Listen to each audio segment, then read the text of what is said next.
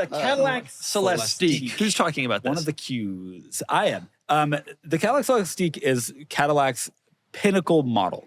They cost in the $350,000 range, and it's intended to be very bespoke. They are building 25 this year. It is hand built. I thought you said 35. 25. No, 25.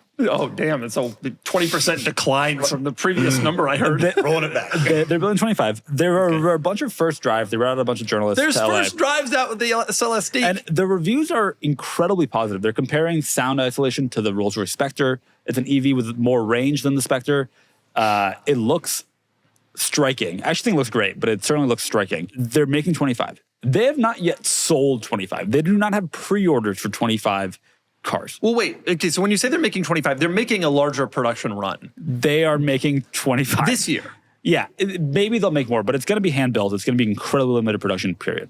It is going to be limited production, but the goal is for this to be sort of their halo car at the top of their lineup. Yeah. And they're going to make hopefully a few hundred or maybe. But they weren't able to line up 25 people to buy this. Would you? Isn't it $300,000? Yeah, $350,000-ish. If you have $300,000, I'd buy this over a Rolls-Royce Spectre. This has, Would you? It's not going to be worth, in 2 days, it's going to be worth $68,000. This looks very Lamborghini Espada-ish, Spottish, if you will. The Spottish. Nice.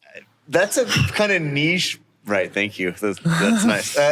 This is kind of a niche. It is an incredibly niche vehicle. It's another. The Rolls-Royce is a very established car and will undoubtedly be more luxurious. And you can truly also do all this bespoke stuff, and it's a Rolls-Royce. People know what it is. There's no weird explanation that you have to tell. It's another failed Halo car. We got the R8 sitting right there. It's another failed Halo car. R8's a failed Halo car. No, that's what you should do. Dream Halo car. The R8 was the dream Halo car. The Celestiq, it's not even out yet, and I think it's incredibly cool. I agree with you that it's striking. I agree with you that I bet it's amazing, although they won't let me drive it. I'm going to tell that story.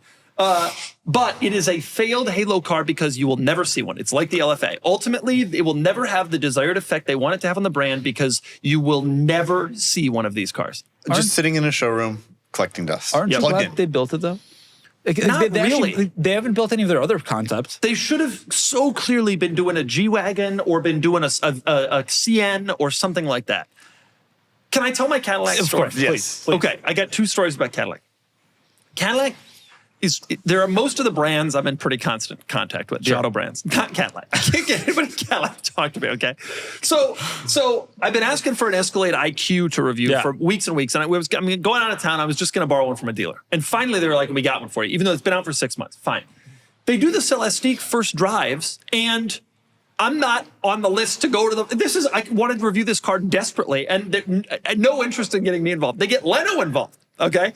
But I think they think Leno's gonna, not to knock Leno, but I suspect Leno's pretty positive towards the American brands. He loves his stuff. I think they realize he's probably going to be a little more. But I'm going to get the most views. Are they worried I'm going to say bad things about the Celestiq? I'm not sure. I already have, I guess. So that's a shame. So I sent a note over to someone at corporate Cadillac because the local person, it's harder to get in touch with. And I sent a note to the corporate Cadillac. And I said, hey, I want to do the Celestiq. And they invited me out to Michigan in the fall to do the Celestiq and the new ZR1.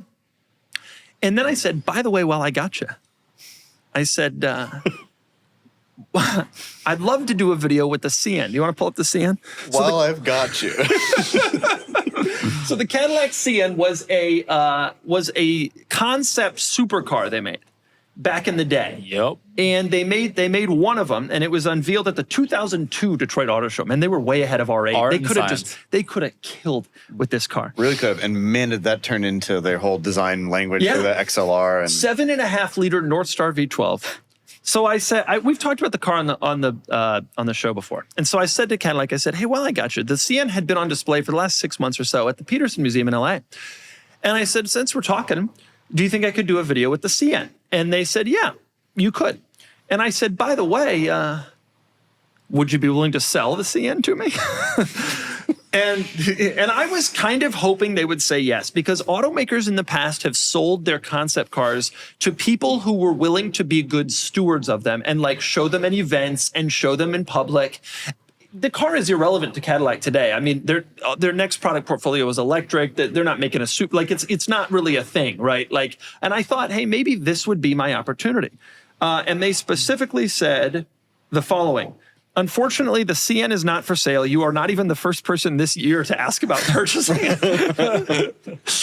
But I still hold out hope. So I'm going to go out there in the fall and hopefully do a video on the Cien, which I think they claim drives And I'm going to try to convince them to sell it to me. Wow. I'll even tell them, hey, look, I will bring it to events. Like if you want it, if you need it, we can make We'll that make it happen. happen. Because Ford did that with the GT90. Like these concept cars get out, and I think it'd be cool. That's so cool. so Actually, cool. looking at here, the wheelbase is shorter than I thought. It looks like it's so long, but look how small the seat is. And like, it actually looks pretty small. It's a pretty tight little car. It only Regardless- weighed 3,300 pounds. Despite that you can't own it, just like the Ital Design Columbus, which is an integral part of Ital Design heritage. I am really looking forward to your review of Why this. are all these companies trying to safeguard these concept cars? Like, what does Cadillac care if they have this anymore? Wouldn't they rather have the cash? What do you think it's worth? I don't know. That's a great question. I have no idea. I would assume they would want. I'd assume they would ask $1 million for $1.5 million, probably for it, something like that. But also, like, then if it does work, how do you make that engine run? I mean, it's so bespoke; it would be a real pain. I think You couldn't use it much. No. But no. And people don't really realize how ratty concept cars are. Like they are not production cars. They are not made to run and drive. They often have fake things where screens and switches and buttons and dials would be. Usually the body is kind of, the paint is really usually bad. It typically only has to last for a year. It often flakes and peels and. But surely you could take it to like one of these Hollywood companies that build these cars. You could make it work. I would think, or like sort of enough that you could have fun with it. I would consider doing that. Showing up to cars, man. Imagine showing up to cars and coffee. So I hope that the conversation can continue because I legitimately would be serious about this. I don't think I'd spend $1 million on it, but it'd be cool. I'll tell you what, you'd rather have that than a Celestiq. Yeah. By the way, you know about Clove? I'm sorry. Cadillac's electrical SUV lineup spells love. Sure. The Okay. Lyric, the Optic, the Vistic Vistic, and the Escalade IQ. Love. Sure. And then if you add Celestiq, it's Clove. This episode is brought to you by Ava. Cars and good credit score go hand in hand. Having good credit can be the difference between being able to afford the car your enthusiast heart desires or not, which is where Ava comes in, helping you build credit fast. Ava is a credit building app that makes it super simple to improve your credit fast, so you can get better rates on loans, pay off debt faster, and keep more money in your pocket. Instead of waiting months for a secured card, Ava is instantaneous. It's simple, affordable, and it really works.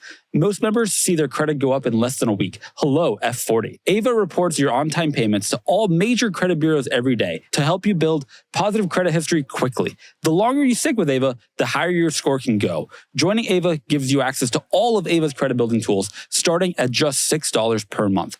There's no credit check, no interest, and no fees. Ava is the highest rated credit building app with thousands of 5-star reviews. It's the only credit building app rated excellent on Trustpilot and an A+ by the Better Business Bureau.